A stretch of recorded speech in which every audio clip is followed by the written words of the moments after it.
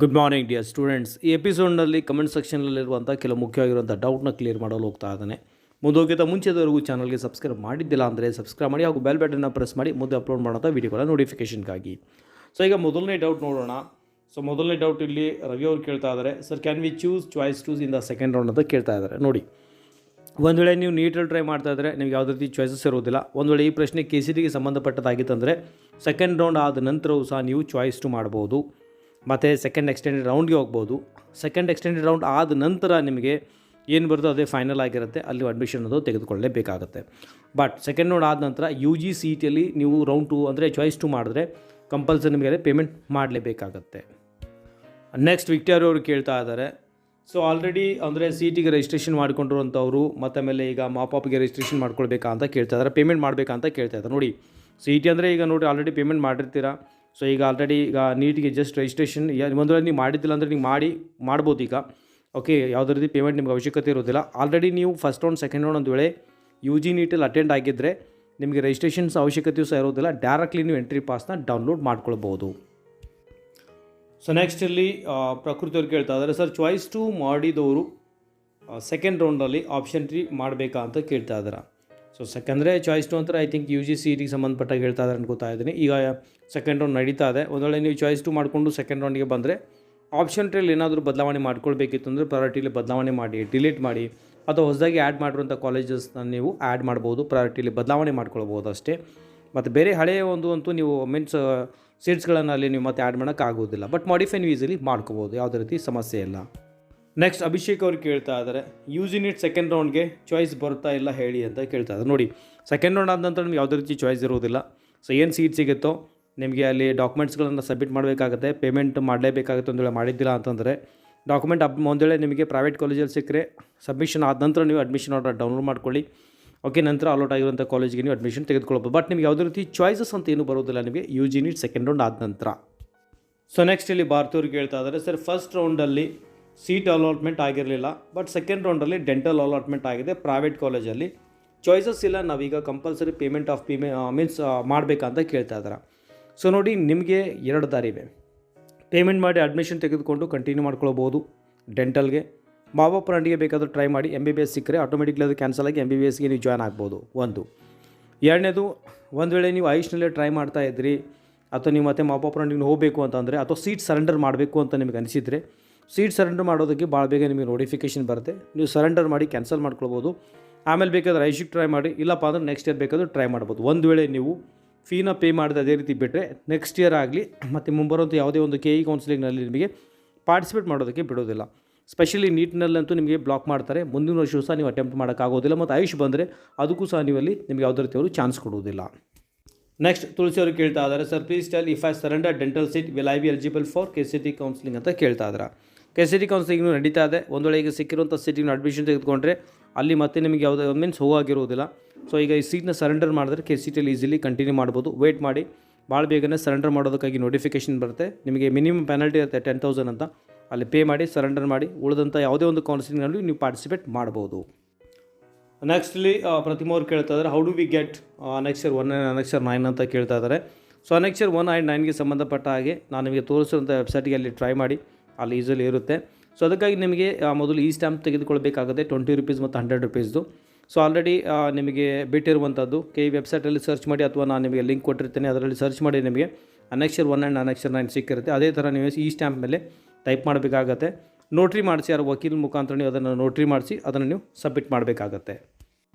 Next Praveen ಅವರು ಕೇಳ್ತಾ ಇದ್ದಾರೆ, ಸಪ್ಲಿಮೆಂಟ್ರಿ ಸ್ಟೂಡೆಂಟ್ಸ್ ಈ ಒಂದು ಸೆಕೆಂಡ್ ರೌಂಡಲ್ಲಿ ಪಾರ್ಟಿಸಿಪೇಟ್ ಮಾಡ್ಬೋದಾ ಅಂತ ಕೇಳ್ತಾ ಇದ್ದಾರೆ. ಸೊ ನೋಡಿ, UGCETಗೆ ಆಲ್ರೆಡಿ ಆಪ್ಷನ್ ಓಪನ್ ಆಗಿದೆ, ಟ್ರೈ ಮಾಡಿ, ಅಪ್ಲೈ ಮಾಡಿ. ಸೊ ಮೊದಲು ನಿಮಗೆ ಈ ಸಪ್ಲಿಮೆಂಟ್ರಿ ಕ್ಯಾಂಡಿಡೇಟ್ಸ್ಗಳಿಗೆ ನಂತರ ನಿಮಗೆ ಸೀಟ್ ಮೊದಲು ಅಲಾಟ್ಮೆಂಟ್ ಮಾಡಲಾಗುತ್ತೆ. ಮೊದಲೇನು ಕ್ಲಿಯರ್ ಮಾಡ್ಕೊಂಡಿರ್ತಾರೋ ಆ ವಿದ್ಯಾರ್ಥಿಗಳು ಸೀಟ್ ಹಂಚಿಕೆ ಮಾಡಲಾಗುತ್ತೆ. ಉಳಿದಂಥ ಸೀಟ್ಗಳನ್ನು ನಂತರ ಸಪ್ಲಿಮೆಂಟ್ರಿಯಲ್ಲಿ ಪಾಸಾಗಿರುವಂಥ ವಿದ್ಯಾರ್ಥಿಗಳಿಗೆ ಸೀಟ್ ಹಂಚಿಕೆ ಪ್ರಕ್ರಿಯೆ ನಡೆಯುತ್ತೆ. ಪ್ರೆಸೆಂಟ್ಲಿ ಆಪ್ಷನ್ 3 ಸ್ಟಾರ್ಟ್ ಆಗಿದೆ, ನೀವು ಆಪ್ಷನ್ 3ನ ಮಾಡ್ಬೋದು. ನೆಕ್ಸ್ಟ್ ಚಂದ್ರಶೇಖರ್ ಅವರು ಕೇಳ್ತಾ ಇದ್ದಾರೆ, sir if I want to cancel or surrender seat allotment in second round of UGNEET counselling, what I need to do sir? If then can I eligible to attend next year UGNEET counselling year please ಅಂತ ಕೇಳ್ತಾ ಇದ್ದಾರೆ. So ನೋಡಿ, so ನೀವೇನು ಮಾಡಬೇಕಂದ್ರೆ ಸಿಕ್ಕಿರುವಂಥ ಸೀಟಿಗೆ ನೀವು surrender compulsory ಮಾಡಬೇಕಾಗತ್ತೆ. ಮೊದಲೇನಾಗಿತ್ತು ಅಂದರೆ ನಿಮ್ಮ ಸಮೀಪ ಇರುವಂಥ ನೋಡಲ್ ಸೆಂಟ್ರಿಗೆ ವಿಸಿಟ್ ಮಾಡಿ ಮಿನಿಮಮ್ ಪೇಮೆಂಟ್ನ ₹10,000 ನೀವು ಪೆನಲ್ಟಿ ಕೊಟ್ಟು ಕ್ಯಾನ್ಸಲ್ ಮಾಡ್ಕೊಳ್ಬೋದಿತ್ತು. ಬಟ್ ಈ ವರ್ಷ ಸೊ ಪ್ರೊಬಾಬ್ಲಿ ಅಂದರೆ ಒಂದು 2 ದಿನದಲ್ಲಿ ನಿಮಗೆ ನೋಟಿಫಿಕೇಷನ್ ಬರುತ್ತೆ. ಯಾರಿಗೆಲ್ಲ ಸೀಟ್ ಸರೆಂಡರ್ ಮಾಡ್ಕೊಳ್ಬೇಕಂತ ಇದ್ದೀರೋ ಸೊ ಆ ವಿದ್ಯಾರ್ಥಿಗೆ ಅಲ್ಲಿ ಮೆನ್ಷನ್ ಮಾಡಿರುವಂಥ ಡೇಟ್ ಒಳಗಡೆ ಅಂದರೆ ಮಾಪಪ್ ರೌಂಡ್ ನಡೆಯೋಕ್ಕಿಂತ ಮುಂಚೆ ನಿಮಗೆ ಕಂಪಲ್ಸರಿ ನಿಮಗೆ ಪೆನಾಲ್ಟಿ ಕೊಟ್ಟು ಕ್ಯಾನ್ಸಲ್ ಮಾಡ್ಕೊಳ್ಬೋದು. ಬಟ್ ಅದಕ್ಕೆ ನೋಡಲ್ ಸೆಂಟ್ರಿಗೆ ವಿಸಿಟ್ ಮಾಡಬೇಕಾ ಅಥವಾ ನೀವು ನಿಮಗೆ ಡೈರೆಕ್ಟ್ಲಿ ನಿಮಗೆ ಈ ಒಂದು KE ಬೆಂಗಳೂರು ವಿಸಿಟ್ ಮಾಡಬೇಕನ್ನೋದು ಇನ್ನೂ ಡಿಸೈಡ್ ಮಾಡಿಲ್ಲ. ಸೊ ಅದ್ರ ಬಗ್ಗೆ ನೋಟಿಫಿಕೇಷನ್ ಬಂದ ತಕ್ಷಣ ನಾನು ನಿಮಗೆ ತಿಳಿಸಿರ್ತೇನೆ. ನೆಕ್ಸ್ಟ್ ಇಲ್ಲಿ ನಿಮಿಷಾ ಅವ್ರು ಕೇಳ್ತಾ ಇದ್ದಾರೆ, sir how to download entry pass ಅಂತ. ಸೊ ನೋಡಿ, ಎಂಟ್ರಿ ಪಾಸ್ ಡೌನ್ಲೋಡ್ ಮಾಡೋದಕ್ಕೆ ಲಿಂಕ್ ಭಾಳ ಬೇಗನೆ ಬಿಡ್ತಾರೆ. ಎಂಟ್ರಿ ಪಾಸ್ನ ಡೌನ್ಲೋಡ್ ಮಾಡ್ಕೊಳ್ಳಿ. ಆ್ಯಕ್ಚುಲಿ ನೀನು ಬಿಡಬೇಕಾಗಿತ್ತು, ಬಿಟ್ಟಿಲ್ಲ. ಸೊ ಇವತ್ತು ಎಂಟ್ರಿ ಪಾಸ್ ಬಿಡ್ತಾರೆ, ಅದನ್ನು ಡೌನ್ಲೋಡ್ ಮಾಡ್ಕೊಳ್ಳಿ. ಸೊ ನೆಕ್ಸ್ಟ್ ಪ್ರಶ್ನೆಯಲ್ಲಿ ಕಾವೇರಿ ಕೇಳ್ತಾ ಇದ್ದಾರೆ, ಸೀಟ್ ಸರೆಂಡರ್ ಮಾಡೋಕ್ಕೆ ನೋಟಿಫಿಕೇಷನ್ ಬಿಡ್ತಾರಾ ಅಥವಾ ನಾವೇ KET ಆಫೀಸ್ಗೆ ಹೋಗಿನೇ ಕ್ಯಾನ್ಸಲ್ ಮಾಡಬೇಕಾ ಅಂತ ಕೇಳ್ತಾ ಇದ್ದಾರೆ. ನೋಡಿ, ನೀವು ಈ ಒಂದು ನೋಟಿಫಿಕೇಷನ್ ಬಿಟ್ಟ ನಂತರ ಮಾತ್ರ ಕ್ಯಾನ್ಸಲ್ ಮಾಡ್ಕೊಳ್ಬೋದು, ಡೈರೆಕ್ಟ್ ಈಗ ಆಗಿರೋದಿಲ್ಲ.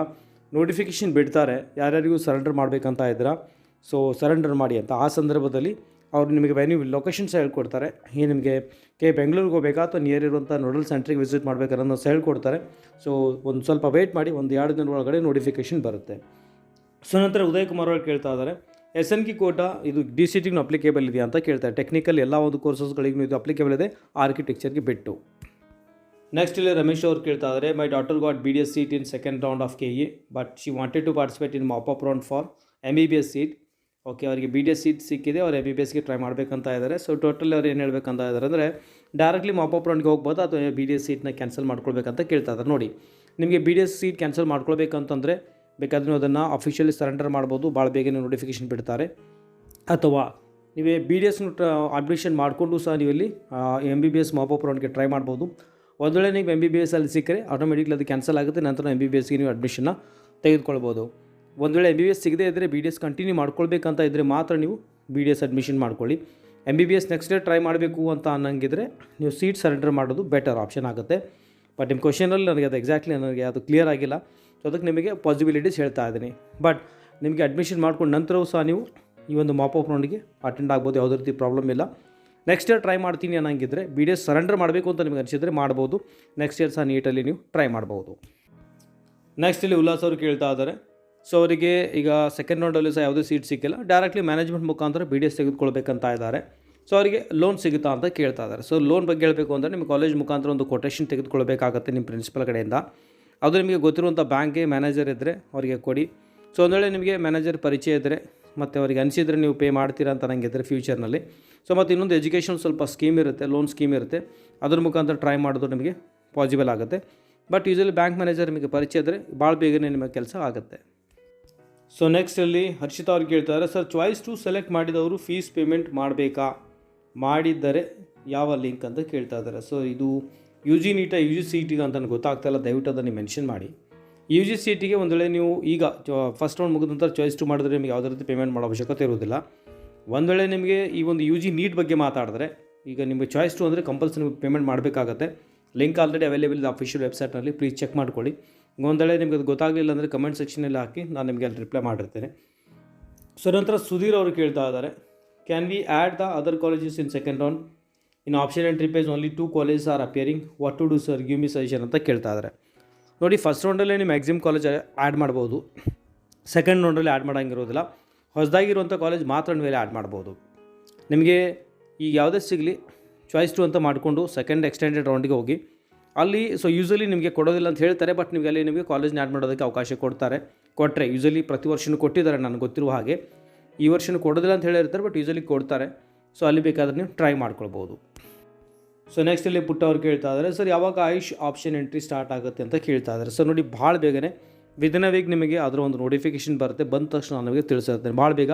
ಯಾಕಂದರೆ ಆಲ್ಮೋಸ್ಟ್ ಎಲ್ಲ ಕೌನ್ಸಿಲಿಂಗ್ ಮುಗಿದಂಗೆ ಈಗ ಆ ಕಡೆ ನಡೀತಿರೋದು KCET ಅಂತೂ ನಡೀತಾ ಇದೆ. ಸೊ ಮತ್ತು ಈ ಕಡೆ ಆಲ್ರೆಡಿ MBBS ಮುಗಿದಂಗೆ ಸೆಕೆಂಡ್ ರೌಂಡ್ ಮುಗೀತು, ಈಗ ಮಾಪಪ್ ರೌಂಡ್ ಭಾಳ ಬೇಗನೆ ಮುಗಿಯುತ್ತೆ. ಬಟ್ ಆಲ್ಮೋಸ್ಟ್ ಭಾಳ ಬೇಗನೆ ಆಯುಷ್ ಒಂದು ಪ್ರಕ್ರಿಯೆ ಸ್ಟಾರ್ಟ್ ಆಗುತ್ತೆ, ವೆಯ್ಟ್ ಮಾಡಿ. ಸೊ ನಂತರ ಅಜಿತ್ ಅವ್ರು ಕೇಳ್ತಾ ಇದ್ದಾರೆ, can we give your number ಅಂತ. ಸೊ ನೋಡಿ, ಆಲ್ರೆಡಿ ನಾನು ನಂಬರ್ ಭಾಳ ಸಲ ಡಿಸ್ಪ್ಲೇ ಮಾಡಿದ್ದೇನೆ, ವಾಟ್ಸಪ್ ಮಾಡಿ. ಬಟ್ ಎಲ್ರಿಗೂ ಯೂಸಲಿ ನಾನು ರಿಪ್ಲೈ ಮಾಡೋಕ್ಕಾಗೋದಿಲ್ಲ, ಬಟ್ ಆಲ್ಮೋಸ್ಟ್ ನಾನು ಟ್ರೈ ಮಾಡ್ತೇನೆ. ಬಟ್ ಫೋನಲ್ಲಂತೂ ನಾನು ಮಾತಾಡೋದು ಭಾಳ ಕಷ್ಟ ಆಗುತ್ತೆ. ಯಾಕೆಂದರೆ ಪರ್ ಡೇ ಮಿನಿಮಮ್ 500+ ಫೋನ್ ಬಂದರೆ ಎಲ್ಲರಿಗೂ ರಿಪ್ಲೈ ಮಾಡೋದು ನನಗೆ ಭಾಳ ಕಷ್ಟ. ಯಾಕೆಂದರೆ ನಂದು ಭಾಳಷ್ಟು ವರ್ಕ್ ಇರುತ್ತೆ, ಯಾಕೆಂದರೆ ನಾನೊಬ್ಬ ಲೆಕ್ಚರರ್ ಇದ್ದೀನಿ ಮತ್ತು ಬೇರೆ ನಾನು ವರ್ಕ್ ಇರುತ್ತೆ. ಸೊ ಎಲ್ರಿಗೂ ಮಾತಾಡೋದು ಭಾಳ ಕಷ್ಟ. ಅದಕ್ಕೆ ಈ ವಿಡಿಯೋ ಮುಖಾಂತರ ನಾನು ನಿಮಗೆ ಡೌಟ್ನ ಕ್ಲಿಯರ್ ಮಾಡ್ತೇನೆ. ನಿಮ್ಮೇನೇ ಡೌಟ್ ಇದ್ದರೆ ಕಮೆಂಟ್ ಸೆಕ್ಷನಲ್ಲಿ ಹಾಕಿ ಅಥವಾ ನಾನು ತೋರಿಸಿರೋ ನಂಬರಿಗೆ ವಾಟ್ಸಪ್ ಮಾಡಿ. ನೆಕ್ಸ್ಟ್ ಇಲ್ಲಿ ಆದಿತ್ಯ ಅವ್ರು ಕೇಳ್ತಾ ಇದ್ದಾರೆ, sir how to do choice filling in mop up round medical Karnataka counselling I NEET procedure ಅಂತ ಕೇಳ್ತಾ ಇದ್ದಾರೆ. ಸೊ ನೋಡಿ, ನಿಮಗೆ ಇಲ್ಲಿ ಯಾವುದೇ ರೀತಿ ಚಾಯ್ಸ್ ಫಿಲ್ಲಿಂಗ್ ಅಂತ ಇರೋದಿಲ್ಲ. ಎಂಟ್ರಿ ಪಾಸ್ನ ಡೌನ್ಲೋಡ್ ಮಾಡ್ಕೊಳ್ಳಿ. ಸೊ ಯಾವ ರೌಂಡ್ಗೆ ಸ್ಕೆಡ್ಯೂಲ್ ಇರುತ್ತೆ ಅದೇ ರೌಂಡ್ಗೆ ಅಲ್ಲಿ ಹೋಗಬೇಕಾಗತ್ತೆ. ಅಲ್ಲಿ ನಿಮಗೆ ಸೀಟ್ ಮ್ಯಾಟ್ರಿಕ್ಸ್ ಒಂದು ದೊಡ್ಡ ಸ್ಕ್ರೀನಲ್ಲಿ ಡಿಸ್ಪ್ಲೇ ಮಾಡ್ತಿರ್ತಾರೆ. ಅಲ್ಲಿ ನಿಮಗೆ ಇಂಡಿವಿಜುವಲಿ ಕರೀತಾರೆ ನಿಮ್ಮ ರ್ಯಾಂಕಿಂಗ್ ಅನುಗುಣವಾಗಿ. ಕೌಂಟರಿಗೆ ವಿಸಿಟ್ ಮಾಡಬೇಕಾಗತ್ತೆ. ಅಲ್ಲಿ ನಿಮಗೆ ಒಂದು ವೇಳೆ ನಿಮ್ಮ ರ್ಯಾಂಕಿಂಗ್ ಅನುಗುಣವಾಗಿ ಅಲ್ಲಿ ಸೀಟ್ ಲಭ್ಯವಿತ್ತು ಅಂದರೆ ಹೇಳ್ತಾರೆ ಅವೈಲೇಬಲ್ ಇದ್ದರೆ, ಇಲ್ಲಪ್ಪ ಅಂದ್ರೆ ಇಲ್ಲ ಅಂತ ಹೇಳ್ತಾರೆ. ಸೊ ಅಲ್ಲಿ ಹೇಳಿರ್ತಾರೆ ಯಾವೆಲ್ಲ ಸೀಟ್ ಅವೈಲೇಬಲ್ ಇವೆ ಅಂತ.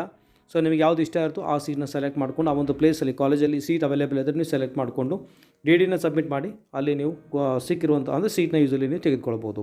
ಇಲ್ಲಿ ಆನ್ಲೈನ್ ಏನೂ ಇರೋದಿಲ್ಲ, ಚಾಯ್ಸ್ ಫಿಲ್ಲಿಂಗ್ ಅದೇನೂ ಇರೋದಿಲ್ಲ, ಡೈರೆಕ್ಟ್ಲಿ ಟೋಟಲಿ ಆಫ್ಲೈನ್ ಇರುತ್ತೆ. ಓಕೆ, ನಿಮಗೆ KE ಬೆಂಗಳೂರಿಗೆ ವಿಸಿಟ್ ಮಾಡಬೇಕಾಗುತ್ತೆ. ನೆಕ್ಸ್ಟ್ ಶ್ರೀದೇವಿ ಅವರು ಕೇಳ್ತಾ ಇದ್ದಾರೆ, sir how can I surrender my seat to KE ಅಂತ ನೋಟಿಫಿಕೇಶನ್ ಬರುತ್ತೆ, ವೆಯ್ಟ್ ಮಾಡಿ, ಅದ್ರ ಬಗ್ಗೆ ಡೀಟೇಲ್ ಇನ್ಫಾರ್ಮೇಷನ್ನ ಕೊಟ್ಟಿರ್ತೇನೆ.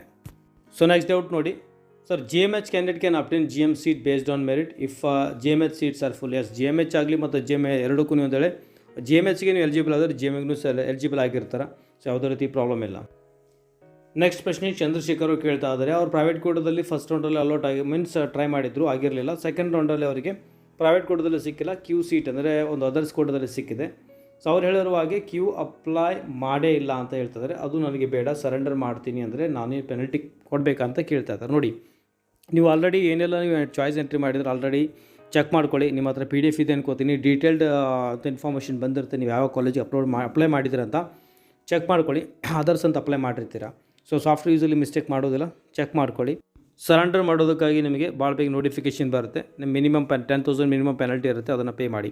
ಒಂದು ವೇಳೆ ನೀವು ಅಪ್ಲೈನೇ ಮಾಡಿದ್ದಿಲ್ಲ, ಕ್ಯೂ ಅನ್ನೋದು ಇರೋದಿಲ್ಲ, ಒಂದು ಸಾಫ್ಟ್ವೇರ್ ರಾಂಗ್ ಇದೆ ಅಂತ ನೀವೇನಾದರೂ ಪ್ರೂವ್ ಮಾಡೋಂಗಿದ್ರೆ ನಿಮ್ಮ ಹತ್ರ ಏನು ಡೀಟೇಲ್ ಏನು ಇರುತ್ತಲ್ಲ ಒಂದು PDF ಅದನ್ನು ನೀವು ತೋರಿಸಿ, ಅದರೊಳಗೆ ಇಲ್ಲ ಅಂದರೂ ನಿಮಗೆ ಅಲೋಟ್ ಆಗಿದೆ ಅಂದರೆ ಡೆಫಿನೆಟ್ಲಿ ನಿಮಗೆ ಯಾವುದೇ ರೀತಿ ಪೆನಲ್ಟಿ ಕೊಡುವುದಿಲ್ಲ, ಮೀನ್ಸ್ ಕೊಡೋ ಅವಶ್ಯಕತೆ ಇರೋದಿಲ್ಲ, ಆಟೋಮೆಟಿಕ್ಲಿ ಕ್ಯಾನ್ಸಲ್ ಮಾಡ್ತಾರೆ. ಸೊ ನೆಕ್ಸ್ಟ್ ಜೆ ಅವರು ಕೇಳ್ತಾ ಇದ್ದಾರೆ, sir I have got dental private seat in Gulbarga. So how can I surrender it so that there will be no problem for AYUSH and without any penalty ಅಂತ. So ನಿಮಗೆ ಒಂದು ವೇಳೆ ನಿಮಗೆ ಅದು ಡೆಂಟಲ್ ಬೇಕೇ ಆಗಿದೆಯಲ್ಲಪ್ಪ ಅಂದರೆ ಹಾಕೋ ಅವಶ್ಯಕತೆ ಇರೋದಿಲ್ಲ. ನೀವು ಹಾಕಿದರೆ ನಿಮಗೆ ಸೀಟ್ ಸಿಕ್ಕಿದೆ, ವಿತೌಟ್ ಪೆನಲ್ಟಿ ನೀವಂತೂ ಸ್ಕಿಪ್ ಮಾಡೋಕ್ಕಾಗೋದಿಲ್ಲ. ಕಂಪಲ್ಸರಿ ಪೇಮೆಂಟ್ ಮಾಡಿದ್ರೆ ಮಾತಾಡಿ ಆಯುಷಲ್ಲಿ ನಿಮಗೆ ಭಾಗಿಯಾಗ್ಬೋದು. ಡೈರೆಕ್ಟ್ ಒಂದು ವೇಳೆ ನೀವು ಅಂದರೆ ನೀವು ಏನು ಮಾಡದೇ ಇದ್ದರೆ ಸೊ ಆಟೋಮೆಟಿಕ್ ಕ್ಯಾನ್ಸಲ್ ಆಗುತ್ತೆ. ಮುಂಬರುವಂಥ ಯಾವುದೇ ರೀತಿ ಕೌನ್ಸಿಲಿಂಗಲ್ಲಿ ನೀವು ಪಾರ್ಟಿಸಿಪೇಟ್ ಮಾಡಿ ಹೋಗಿಬಿಡೋದಿಲ್ಲ. ಸೊ ಕಂಪಲ್ಸರಿ ಪೇಮೆಂಟ್ ಅಂತೂ ಪೆನಲ್ಟಿ ಕೊಡಲೇಬೇಕಾಗತ್ತೆ, ಸ್ಕಿಪ್ ಮಾಡೋಗಿರುವುದಿಲ್ಲ. ಈ ವಿಡಿಯೋದಲ್ಲಿ ಇಷ್ಟೇ. ಮತ್ತೆ ನಿಮಗೆ ಏನಾದರೂ ಡೌಟ್ ಇದ್ದರೆ ಕಮೆಂಟ್ ಸೆಕ್ಷನಲ್ಲಿ ಹಾಕಿ, ಅದ್ರ ವಿಡಿಯೋ ಮುಖಾಂತರ ನಾನು ನಿಮಗೆ ಇನ್ಫಾರ್ಮೇಷನ್ ಕೊಡಲು ಪ್ರಯತ್ನ ಮಾಡ್ತೇನೆ. ಚೆನ್ನಾಗಿ ಅನ್ಸೋ ಲೈಕ್ ಮಾಡಿ, ಮ್ಯಾಕ್ಸಿಮಮ್ ಜನರಿಗೆ ಶೇರ್ ಮಾಡಿ. ಮತ್ತಷ್ಟು ಮುಂದಿನ ವಿಡಿಯೋದಲ್ಲಿ ಟೇಕ್ ಕೇರ್, ಬಾಯ್.